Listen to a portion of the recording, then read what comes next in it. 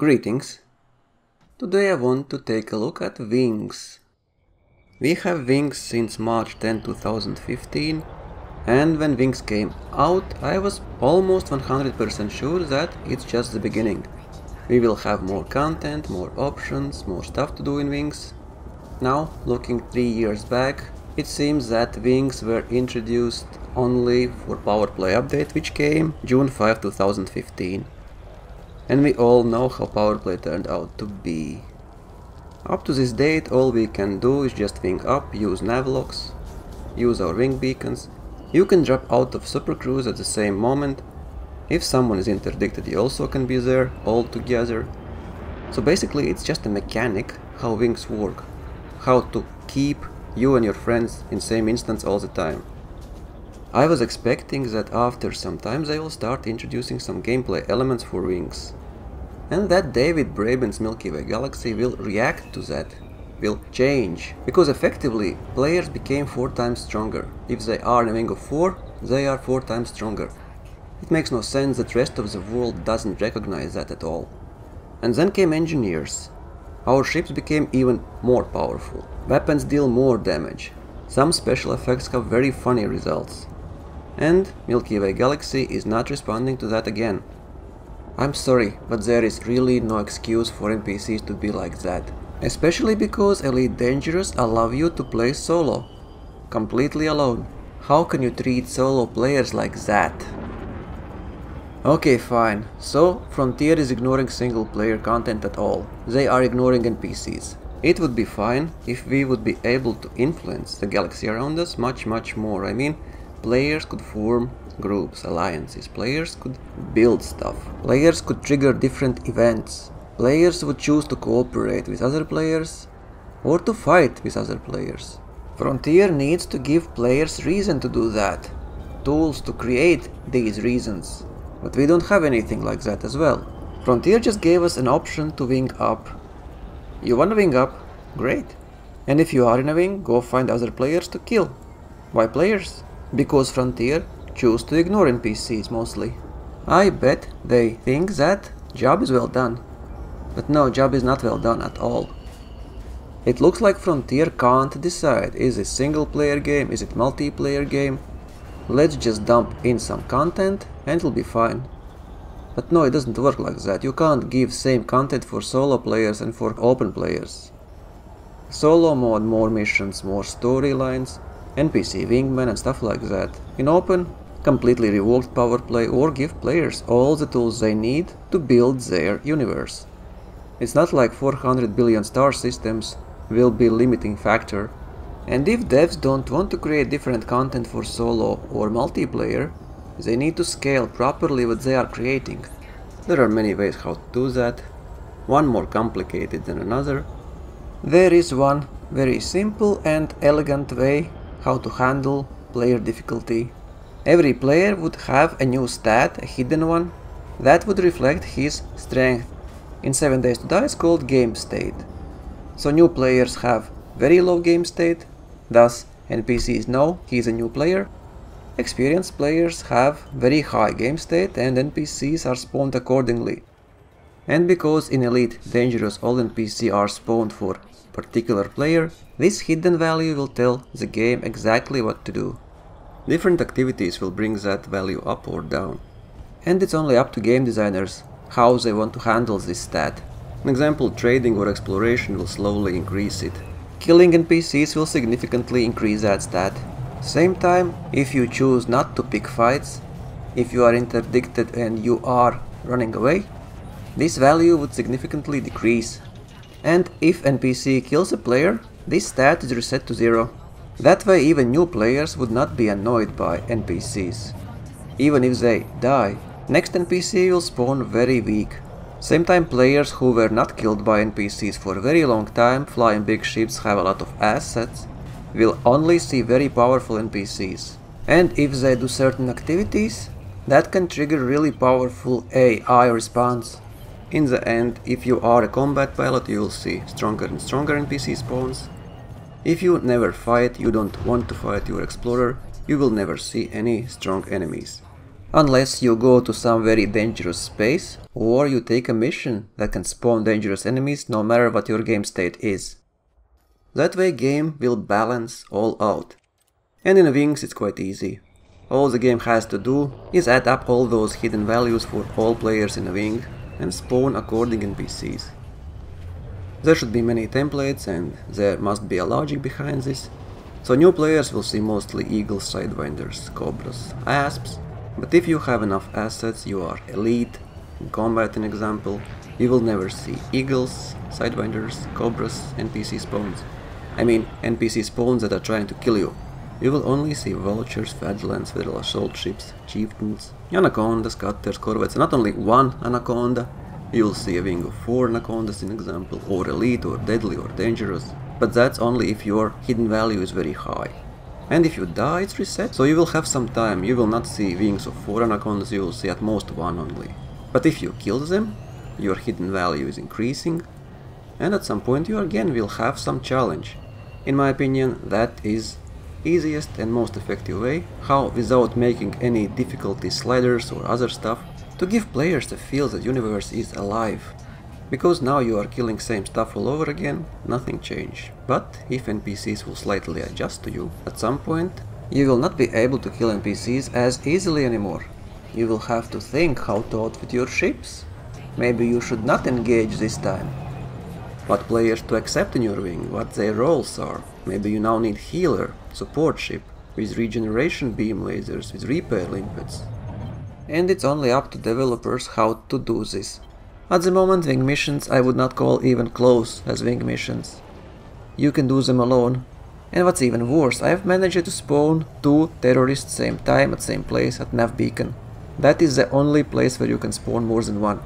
And fairly easily I could kill them, both, alone in my vulture. Well, I lost my shields both times and got some hull damage, but that was not a problem at all. Of course NPCs at Nav Beacon helped me, but doing that was fun. Nav Beacon felt much more alive. Imagine you jump out of Super Cruise and there are 2 wings of terrorists. Like 1 corvette, 1 anaconda, 2 federlands, 2 vultures, 2 eagles, 2 vipers, 2 cobras, and all want to kill you, and only you. Also I never understand why don't we have bosses. Fleets of 20, 30 ships which would require players to wing up. There can be some lore behind this. Or Frontier can just make anarchy space, dangerous space. We don't have any dangerous space at the moment. Why in anarchy systems we can't have very crazy NPC wings? We can have some very specific systems which everybody knows about and new players will not go there. Alone players will not go there. It's not like we have shortage of star systems. Make several systems be taken over by pirate lords. And you will see there only medium big ships, mostly deadly dangerous elite. Wings of 4 would be very rare, mostly 10 to 20 ships. And there is a starport which will offer you double price for illegal goods. How you get there? Your problem. NPCs will be interdicting like crazy and killing everybody on sight. And maybe same station would offer you specific missions, something very unique. Maybe that will keep some players busy after they reach certain point. Maybe there will be even less griefing after this. Same goes for signal sources. We have threat of 5 there in example. Why can't we have threat up to 30 there? You can scan any signal source. If you see threat of 30 and you are not sure, don't go there. But if you are in a wing with your friends and you are capable, why not go there? But the game should also provide you with proper rewards. Frontier should never forget that this is a game and players want to have fun above all. And to us it doesn't matter. We want to have fun if we prefer to play alone, and we want to have fun if we are in a wing.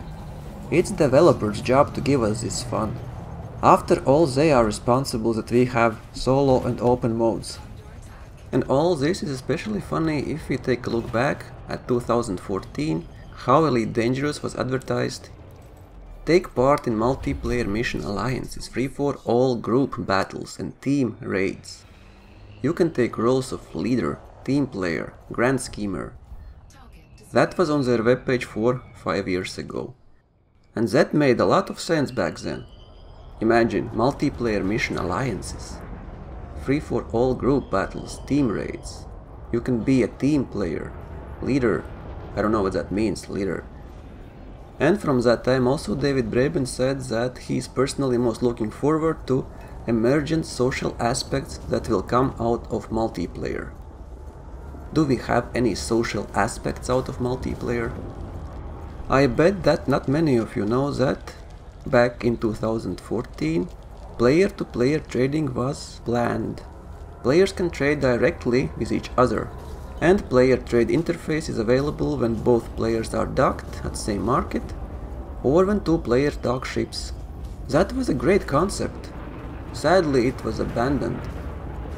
Of course, there are many problems with allowing players to trade directly, but at the same time, that would be one of social aspects for players, if they can trade modules, materials, data.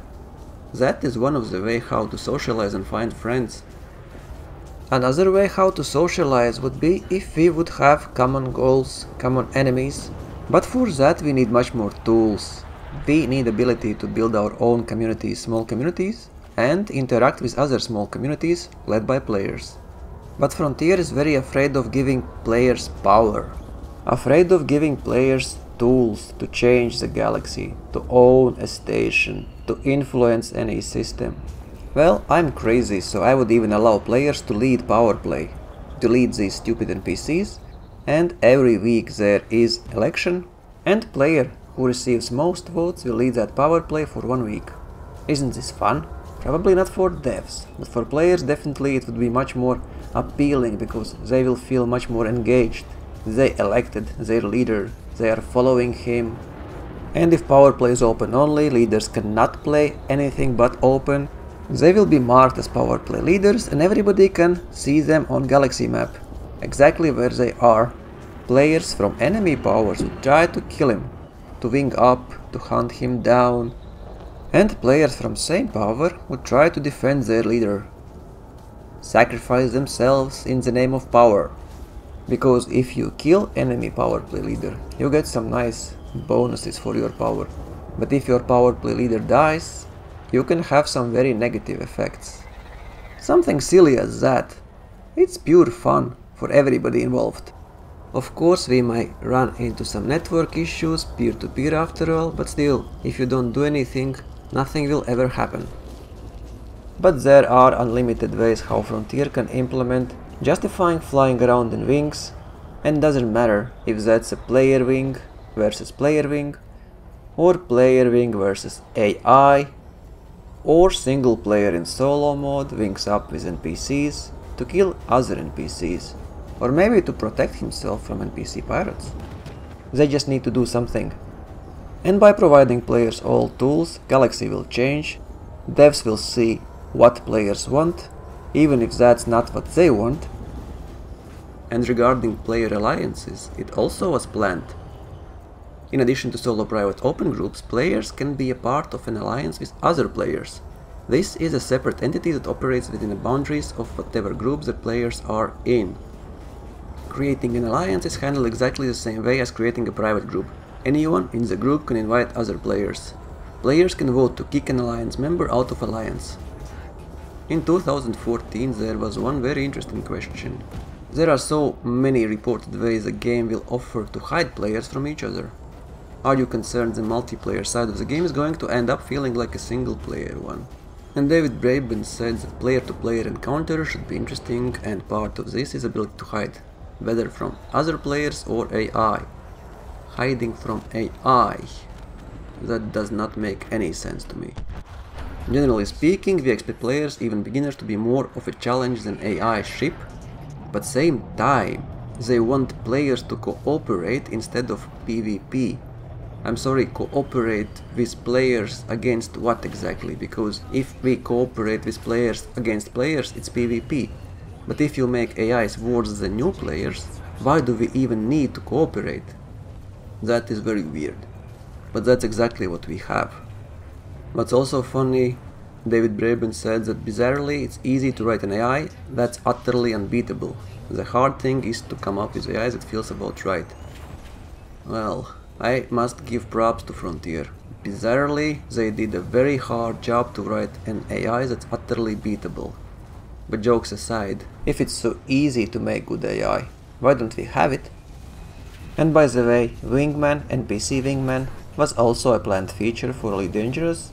Wingmen in Elite will provide players with the ability to, for a price, protect themselves with AI companions. That was a planned feature, and it's a real shame it was not introduced. From today's perspective, I would only add that single-player experience would be much better and much more satisfying if commanders would be able to team up with NPC and form a wing, or to hunt pirates, or, if you are a trader, some protection. But in open play it might not be the best idea because of PvP. I am still looking forward to see how Frontier will handle wings and multi-crews at the same time. But we have ability to hire NPC crewmen now. We can have 3 crewmen but only use 1. I don't see a reason why we can't assign them to our ships. Like we have 3 Ferdilances, we assign them to those 3 ships. We are flying cutter, trading cutter. Our jump range is limited to Ferdinand's jump range, and we have a wing of 4 in single player. And if any ship in wing is destroyed, player will have to pay full insurance price, like we normally do. It's up to Frontier, and only Frontier, what they want with this game. How much power they are not afraid to give to players. How much new content they want to create. I guess we will see that. Fly safe, commanders.